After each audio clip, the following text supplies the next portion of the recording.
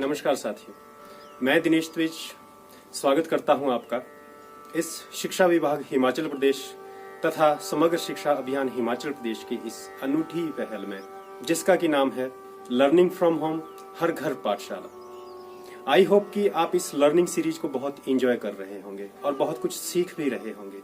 तो चलिए दोस्तों, शुरू करते हैं आज के सीखने का क्रम।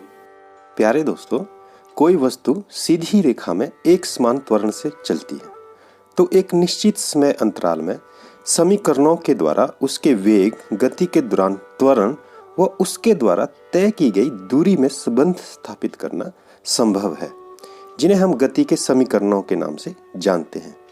अपनी सुविधा के लिए हम गति के समीकरणों को निम्न प्रकार से लिख सकते हैं। गति का पहला समीकरण वेग और समय के बीच के संबंध को दर्शाता है। यह है v = u + at। चलो बात करते हैं गति के दूसरे समीकरण की। गति का दूसरा समीकरण समय तथा स्थिति के बीच के संबंध को दर्शाता है। यह है s = ut + ½ at²। बात करते हैं गति के तीसरे नियम की। गति का तीसरा नियम वेग एवं स्थिति के बीच संबंध व्यक्त करती है। गति का तीसरा नियम है 2as = v² - u²। यहाँ ये बात समझ लीजिए, यहाँ पर u वस्तु का प्रारंभिक वेग है जो कि t समय के लिए एक समान त्वरण a से चलती है।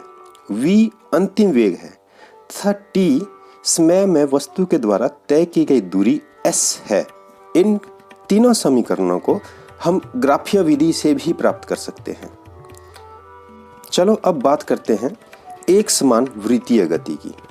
जब वस्तु के वेग में परिवर्तन होता है तब हम कहते हैं कि वह वस्तु त्वरित हो रही है। ये तो तुम जानते ही हो। वेग में यह परिवर्तन वेग के परिमाण या गति की दिशा या दोनों के कारण हो सकता है। चलो इसे एक उदाहरण से समझते हैं। किसी बंद पथ पर एक वस्तु की गति का उदाहरण लेते हैं। कोई एथलीट या धावक जिसे हम कहते हैं, वो एक आयताकार पथ ABCD के अनुदिश गति करता है। मान लीजिए एथलीट पथ के सीधे भागों AB, BC, CD और DA पर एक समान चाल से दौड़ता है। अपने आप को पथ पर बनाए रखने के लिए कोनों पर वो शीघ्रता से अपनी चाल बदलता है। एक चक्कर पूरा करने में उसे कितनी बार अपनी गति की दिशा बदलनी पड़ेगी?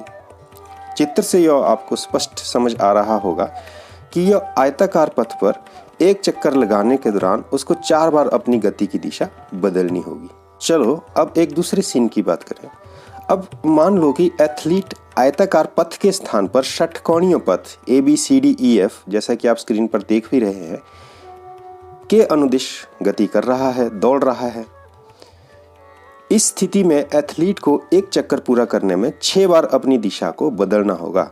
यदि पथ षटभुजाकार ना होकर सम अष्टभुजाकार पथ यानी ABCDEFGH हो, जैसे कि आप चित्र में देख रहे हैं, तो क्या होगा? यह देखा गया है कि पथ की भुजाओं की संख्या में वृद्धि के साथ ही एथलीट को अपने मुड़ने की संख्या में वृद्धि करनी पड़ती है। अगर हम अनिश्चित रूप से पथ की भुजाओं की संख्या बढ़ाएं तो उन भुजाओं का आकार कैसा होगा? यदि आप ऐसा करते हैं तो आप पाएंगे कि सभी भुजाओं की लंबाई घटकर एक बिंदु के समान हो जाएगी और पथ का आकार लगभग वृत्त के समान हो जाता है। अगर एथलीट एक वृत्तीय पथ पर नियत परिमाण वाले वेग के साथ दौड़ता है तो उसके वेग में परिवर्तन केवल गति की दिशा में परिवर्तन के कारण होता है। इसलिए वृत्तीय पथ पर दौड़ता हुआ एक एथलीट त्वरित गति का एक उदाहरण है। ये तो हमें पता ही है कि त्रिज्या r वाले वृत्त की परिधि 2πr होती है। अगर एथलीट r त्रिज्या वाले वृत्तीय पथ का एक चक्कर लगाने में t सेकंड का समय लेता है तो वृत्तीय पथ पर v होगा v = 2πr/t।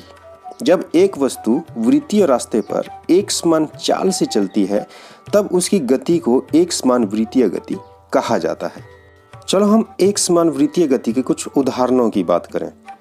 वस्तुओं की एक समान वृत्तीय गति के बहुत से चिरपरिचित उदाहरण हैं, जैसे कि चंद्रमा एवं पृथ्वी की गति, पृथ्वी के चारों ओर वृत्तीय कक्षा में घूर्णन करता हुआ एक उपग्रह है। वृत्तीय पथ पर नियत चाल से चलता हुआ एक साइकिल सवार। तो ये था दोस्तों गति के समीकरण और वृत्तीय गति के बारे में एक छोटी सी जानकारी। आशा है आपको पसंद आई होगी। चलो अब होमवर्क की बात कर लेते हैं। ये आपकी स्क्रीन पर रहा आपका आज का होमवर्क, और यही होमवर्क आपको लिंक में वर्कशीट के रूप में भी उपलब्ध है। जैसा कि मैं पहले के वीडियोस में भी आपसे शेयर कर चुका हूं, होमवर्क बहुत ही ज़्यादा ज़रूरी होता है, क्योंकि होमवर्क के माध्यम से ही आपको पता लगता है कि आप कितना विषय में दक्ष हो पाए हैं, आप विषय वस्तु को कितना समझ पाए हैं। प्यारे साथियों, मुझे उम्मीद है कि बाकी हजारों साथियों की तरह आपको भी इस शिक्षा अंकुर चैनल के द्वारा दी गई जानकारी अच्छी लगी होगी। अगर आपको मेरा प्रयास पसंद आया हो तो जरूर सब्सक्राइब करें इस शिक्षा अंकुर चैनल को, और हाँ, बेल आइकन प्रेस करना ना भूलें ताकि नई नई नोटिफिकेशन आपको मिलती रहे। धन्यवाद।